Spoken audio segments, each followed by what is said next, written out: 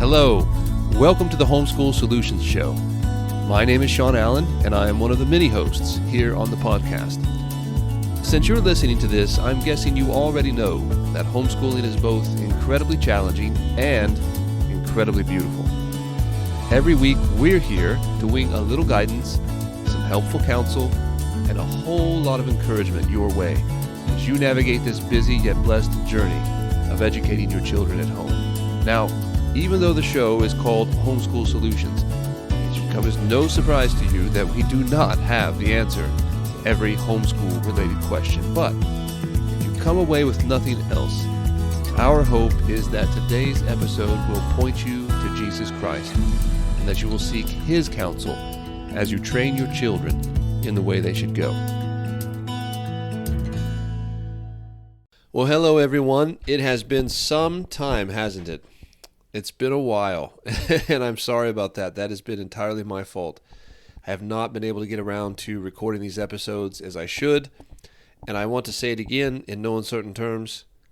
The people who produce this podcast are wonderful to work with. They are so incredibly patient. They should have kicked me off a long time ago, but they didn't. But I'm grateful that they didn't. But I'll put it to you this way. They have not given off a whiff of frustration with me, which is remarkable. Maybe they are, and I don't know it, but I haven't sensed it in the least. They've been so kind and generous with me, but I put myself in their shoes, and I feel so bad for them, and also I think I was getting upset at myself. How about that, on their behalf? So if that gives you any indication of what we're dealing with here.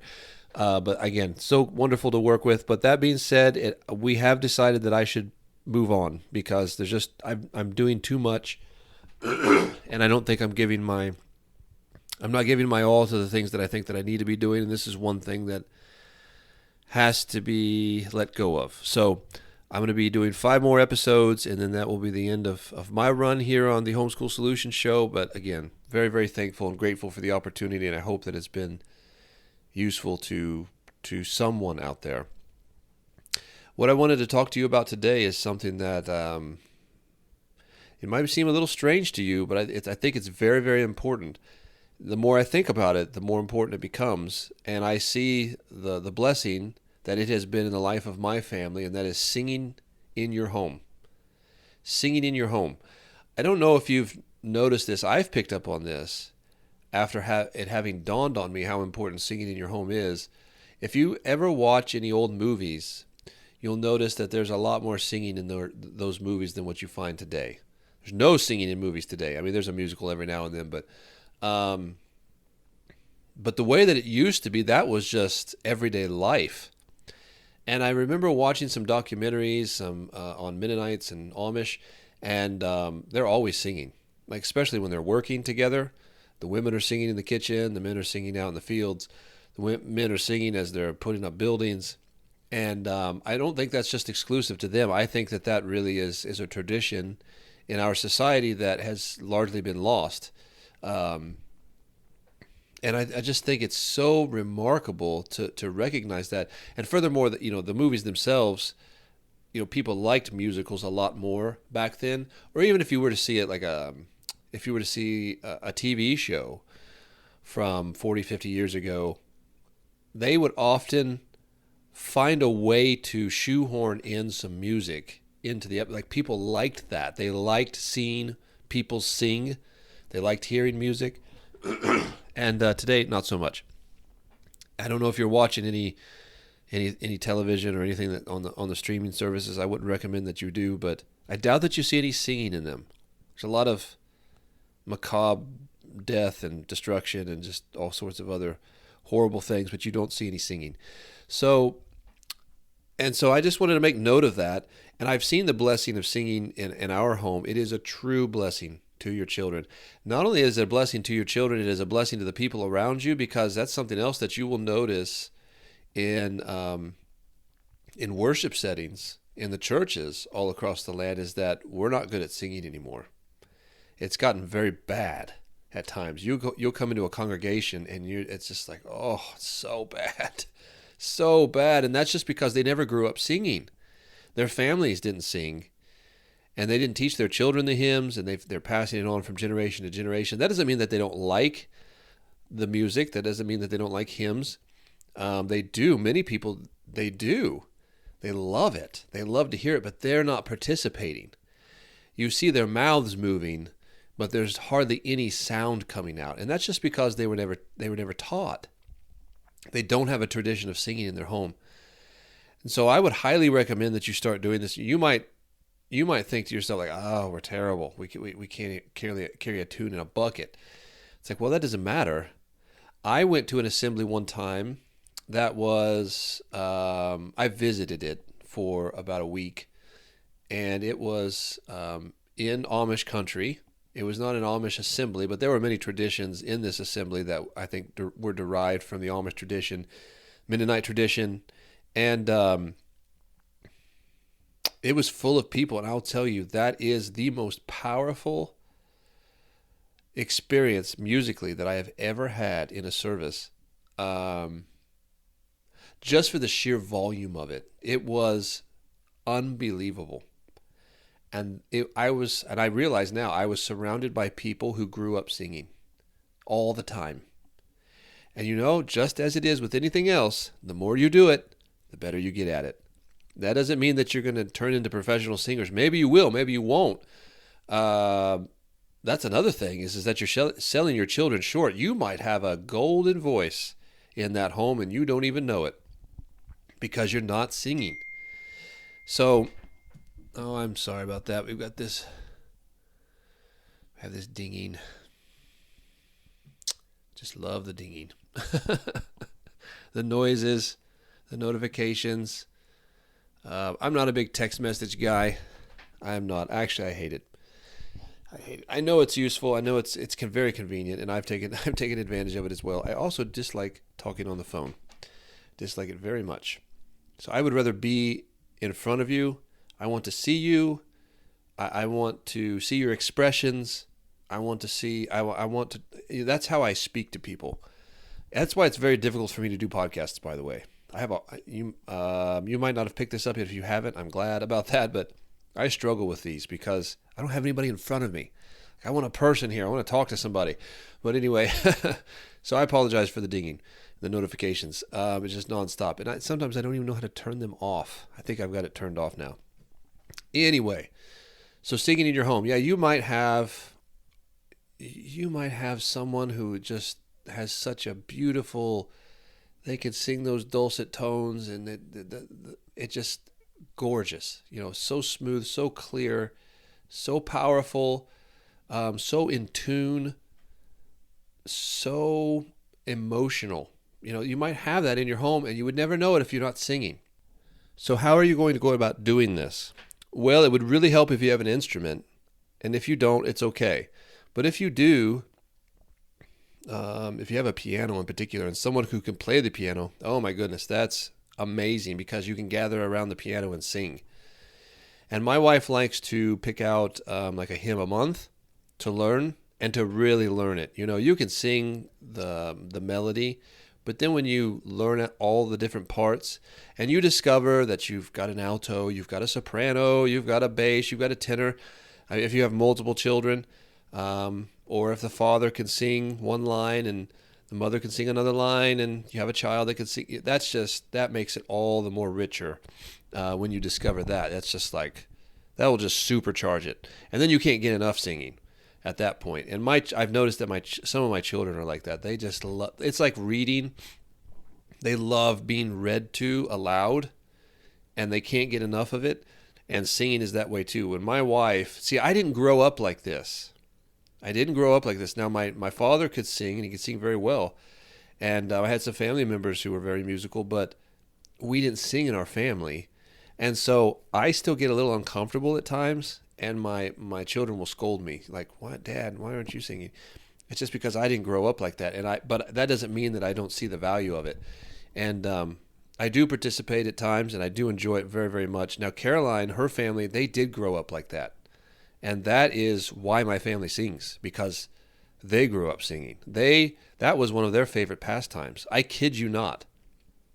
You talk about sitting down and watching a TV show or watching a movie or We were big into sports. We'd go outside and throw a ball or something. And I loved that. I enjoyed that very much. And there's something to be said about that. But their favorite thing to do was gather around the piano and sing. And so when I got to know Caroline, I'd go over to her house, and they'd be like, "Let's sing." I was like, "Huh?" Like, well, okay. And you could tell they were just all of her entire family, not her father, but that's all right. But her mother and her sister and herself in particular, they loved that. And they would sing song after song after song, and I would go over there and try to sing too, and it's just an amazing thing. So if you have a piano, if you have an instrument, if you don't have a piano but you have a piano player, you can get an electronic instrument for cheap. It's not going to sound as nice, of course, but it doesn't matter. That's one thing. Or if you have someone who can play a guitar to kind of carry the chorus, or what's the word I'm looking for?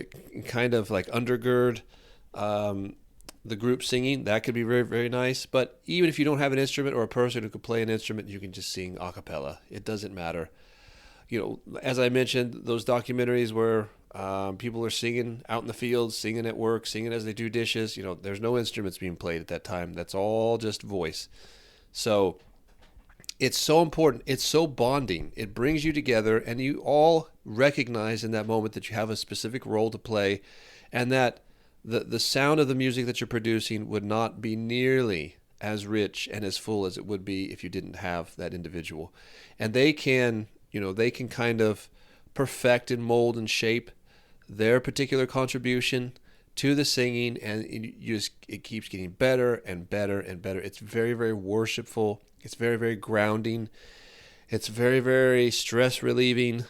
It's so enjoyable. It's such a blessing, and I would highly recommend it for your home. And as I mentioned, Caroline will pick a hymn a month to really learn and to sing with the children. And then if you're learning these hymns, often there are times in which we'll be at church and someone will announce a hymn or pick a hymn that nobody knows, in all of the hymn book. And it's because it's not that it's fallen out of fashion. There's probably a reason for it, but over time you just stop singing it. And then that repertoire of hymns that everybody knows, it just kind of constricts, and there are fewer and fewer hymns that you're singing. It's the same hymns all the time, and it doesn't mean that they're bad. They're still beautiful, wonderful hymns, full of significance and truth, and but there's also a lot of other beautiful hymns out there, and you're starting to lose that. And if we took that on ourselves in our homes to learn new hymns, that blesses our assemblies, and then the singing is so much richer and fuller. You don't have to be the best singer in the world. That's what I recognized at this event that I went to in Pennsylvania, was that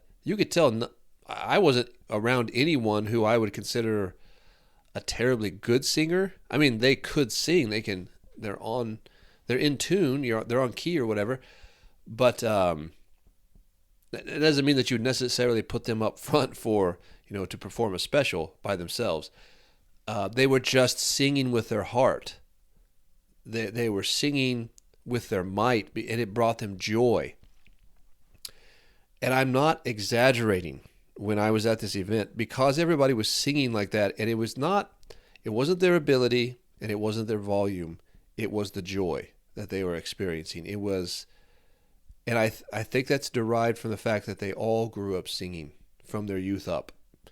And they got the kind of joy and delight that my wife and her family got out of it. They just loved that so much.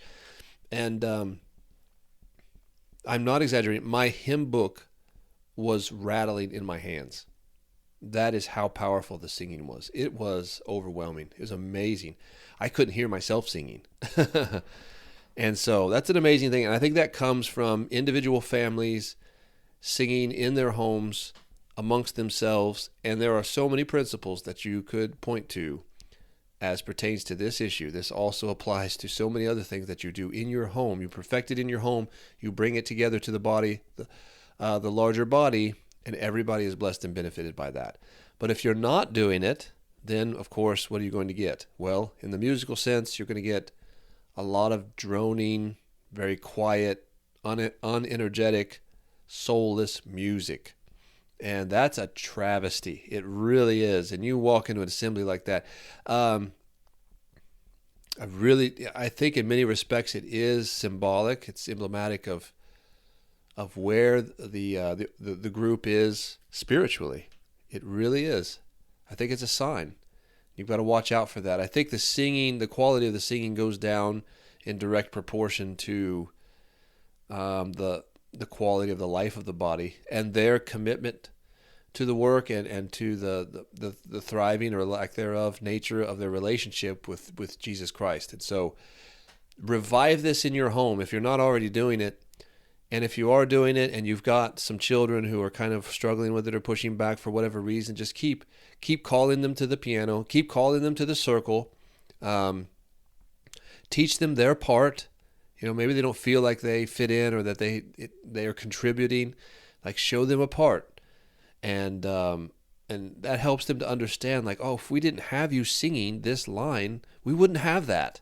We wouldn't have that very unique and specific sound to the singing of this piece. And so, I'm sorry, we've got more notifications here. I apologize. I clearly don't know how to turn these off, and it's my fault. I'm sorry. So I will leave you with that. Singing in your home, so very, very important. Start today, or if you're doing it, keep doing it, and do it even more consistently than what you're doing it. And I think that you'll find that the joy, the expectation, the looking forward to that activity will increase in your home. It'll be something, it could even, it could easily take the place of things that you are doing that are probably lesser or not as worshipful or as capable of contributing to the welfare of your family. And it starts to crowd that out. It's like, well, we could do this, but no, we'd rather sing. And that's just a wonderful thing. So, food for thought. Thank you for being with me today, and I will catch you the next time. So goodbye for now.